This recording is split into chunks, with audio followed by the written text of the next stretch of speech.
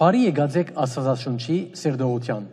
Ես Հակոբ Հակոբյանն եմ, որ ցեզի պիտի ներկայացնեմ դոկտոր Վերնոն Մակիի բացադրողական լուսապանութենեն։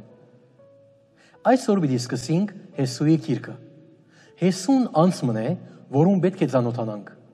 Ան Մովսեսի փոխանորդն էր, Աստծո վստահող մարդը, հավատքի դեր մարդ, աղոթքի մարդ եւ քաջ մարդը։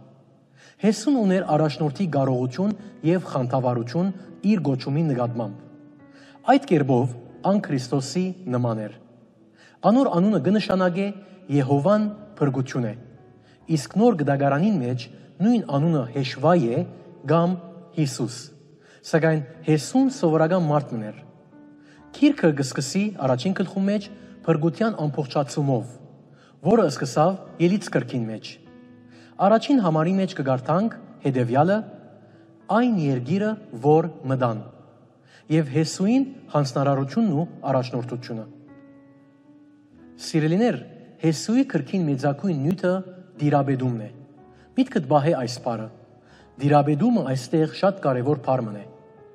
Այն խոստումը, որ Աստված տված էր Աբրահամին եւ անոր սերունդներուն, հիմա կատարված է եւ երգիրը անոնց կդրվի անվերապահորեն։ Սակայն գա մեծ պայծմը։ Երգիրը վայելելու եւ անոր վրա դիրաբեդելու պայմանը այն էր, որ անոնք հիշեին, թե ով տվավ իրենց այդ երգիրը։ Աստված իրենց ասավ.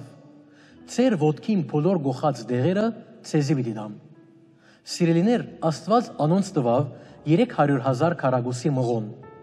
եւ առավելակույնը, որ անոնք կրցան կրավել, 30,000 քառակուսի մղոն էր։ Անոնց դրվեցավ այդ երգիրը,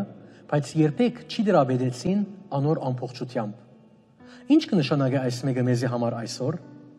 Ինչ կվերապերի այն բոլոր բաներու մասին, որ Աստված մեզի տված է, մենք օրհնված ենք բոլոր հոգևոր օրհնություններով Քրիստոս Հիսուսով։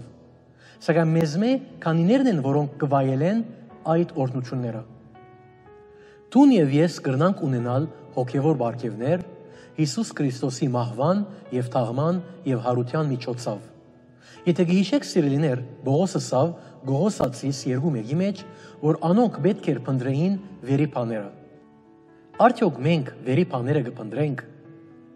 Ետքը Հեսու 1-ի մեջ 5-7 համարներու մեջ կտեսնենք, որ Հեսուն այս սովորական մարդը իրականության մեջ քաչելրանքի գարիք ուներ, եւ Աստված զինք կքաչալերե։ Անգսե Հեսուին. «Քեզի պիտի չի թողում, ու քեզ անդես պիտի չնեմ։ Ինչպես Մովսեսին հետ էի, քեզի հետալ այնպես պիտի ըլլամ»։ Եվ 8-րդ համարի մեջ կտեսնենք Աստված անոնց 3 պատվիրաններ կուտա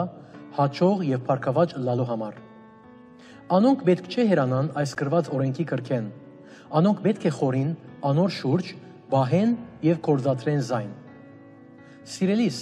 այսօր մենք քաչելրված ենք Հիսուսի նման զորավոր եւ համարձակ ըլլալու։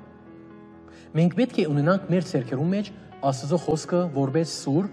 որպեսզի հավատքով դիմակրավենք աշխարհը։ 11-րդ համարի մեջ պիտի նկատեք, երբ Հեսուն պատասխանատվությունը ստանցնեց, անվստահությամբ կատարեց այն։ Աստծո հանդեպ վստահություն ու մարդոց հանդեպ քաջություն Հեսուին հատկանիշներն էին։